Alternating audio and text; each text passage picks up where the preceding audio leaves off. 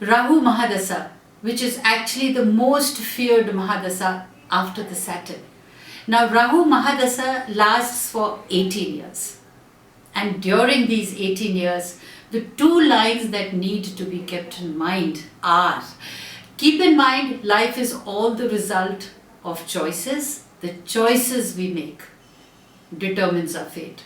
So this is the time to practice alertness, awareness, introspection, and many other such adjectives that help you know yourself. Now understand the planet of Rahu. The planet of Rahu talks about the grit, the determination, and the resilience within a person. Rahu is a planet which gives you disillusionment, it gives you falsehood, it gives you maya, it gives you greed, it makes you materialistic, it makes you, want all those things be actually what we term as evil thoughts. For me, no thoughts are evil. I feel according to an individual's need, the person starts becoming greedy for that. I may be greedy for having good relationships or multiple relationships, or I may be greedy to experience more wealth, and more is never enough. So we become materialistic, we become greedy, and we want more and more and more. I've already explained about the Rahu Mahadasha. Now I'm going to be patiently explaining to you the Antardashas. I've explained the major period, now I'll be explaining the sub-periods, that when the dragon's head or Rahu Mahadasha takes place. Right, we have these sub-periods in these 18 years for a particular time. The strong two titans clash, the opposites clash. That means in the Rahu Mahadasha we have the Ketu Antardasha. Now the shadow planets Rahu and Ketu are the two most malefic planets which are perceived to bring fiercely adverse effects to the native in all kind of placements. There would be very few horoscopes in which the negative effects of these planets would get suppressed, while turning it completely positive is not feasible. Okay, now this is what is exactly the history or the Vedic history or the Vedic astrology says, but according to me these are two strong planets. So expecting good things to happen during this time is literally near to impossible, but staying calm and staying correct is possible. So we live the life during the Rahu Ketu combination just calmly without any expectations. The Rahu Ketu Dasha or Bhukti would make this period very tough and harsh for the native, as he or she would confront obstacles in almost every aspect of their life, and there would be much impediments in the career and financial growth and personal relationships. It's something like health and wealth. Money and honey is traveling together. If honey is there, money won't be there. If money is there, honey won't be there. In a nutshell, they have to be so perfectly balanced, which is next to impossible. How do I handle this situation during this time? I just concentrate on my work. I give attention to my personal relationship. I make an effort to balance the personal and professional life. And people who are undergoing the Rahu and Ketu Antardasha, that means the Rahu Mahadasha and Ketu as a sub-period, will find it next to impossible because they will be extremist. Either they will be completely concentrating on their personal life or they'll be completely concentrating on their professional life. Either which way, they have lost their peace of mind. Because it is so relative that to make your money, you need to be emotionally, the emotional wellness needs to be satisfied, and for the emotional wellness to be satisfied, since we are living in this world, money factor is also important.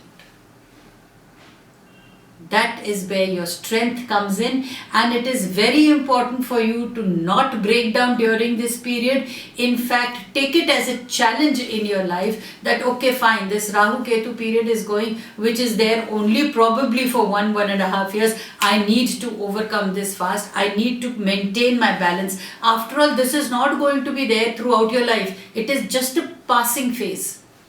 So what you need to keep in mind, a person who is vigilant, a person who is intelligent, and a person who really wants to fight these storms, he needs to keep it in mind. This is a passing phase. It shall soon pass. I need to be strong. I need to concentrate on my work and make a sincere effort to keep my relationships also cordial. I'm not talking about strong or weak. Relationships need to be cordial, even if you're irked for a moment with certain relationships, professionally or personally. You just need to let the time pass when your energies are more confident, and when the next Antardasha has come, to actually set the wrongs right, and probably even to explain to the other people what you have felt, how you have felt, and how you need the relationship to go on from there, or you move on and you leave the relationship and put a closed chapter to it. So the Rahu Ketu Dasha Bhukti would make this period tough. You would get inclined towards again immoral and illegal pursuits, while he or she would repel spiritual aspects. See, this is the time, if you notice certain people, if you talk spiritualism about them, it's as if you've, attacked them with some kind of a sword. They'll just say, oh, I am an atheist. I'm a person who doesn't believe in all these things. I'm a person who, come on, don't give me all this bullshit.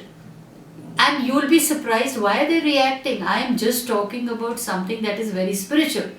But chances are that that person may be actually undergoing this Rahu Ketu thing, and his mind is not thinking correctly because he is trying to balance his own life.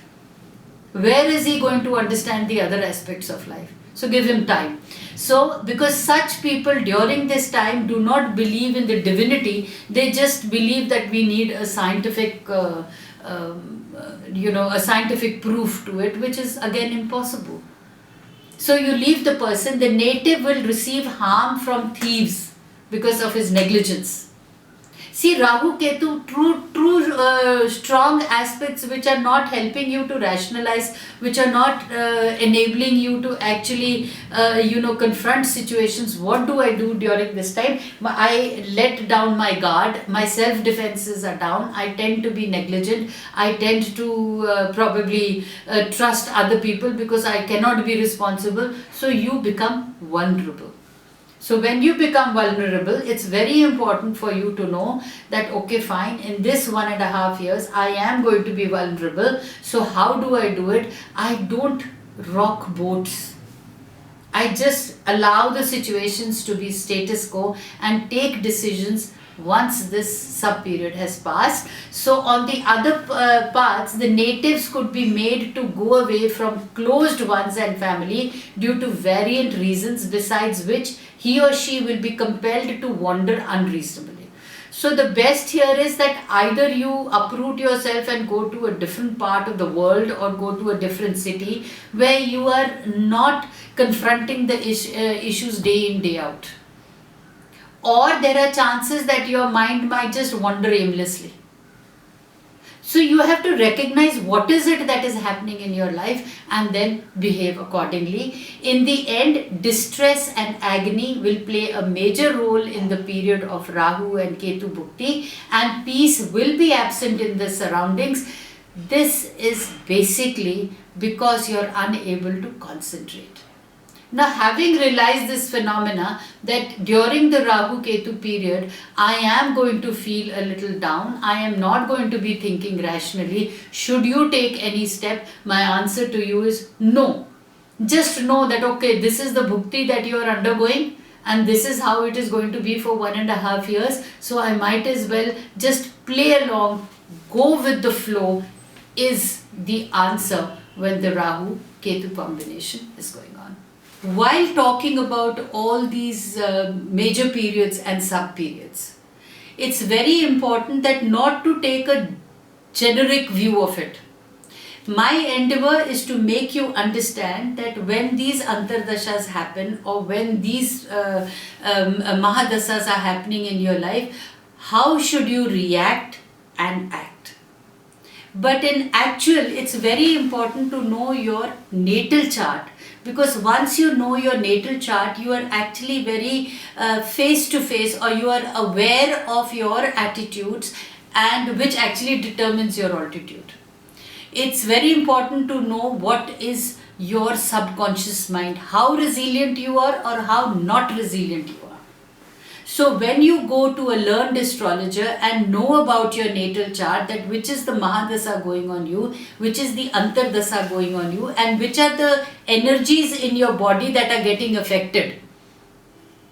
By the virtue of energized stones, you can balance those energies in your body and make that particular period in which you are finding the obstacles, or in which you are finding that these things are putting hurdles and you are unable to overcome them, it becomes easier for you to overcome the obstacles. It's something like when a car breaks down, you know that whether the exhaust has broken down, or whether the gas is not being properly pushed, or the pedal, or whatever the various mechanics. So you can probably get an overall view of this is what has happened to the car. For it to run smoothly, you need to reach a mechanic who will rectify that situation.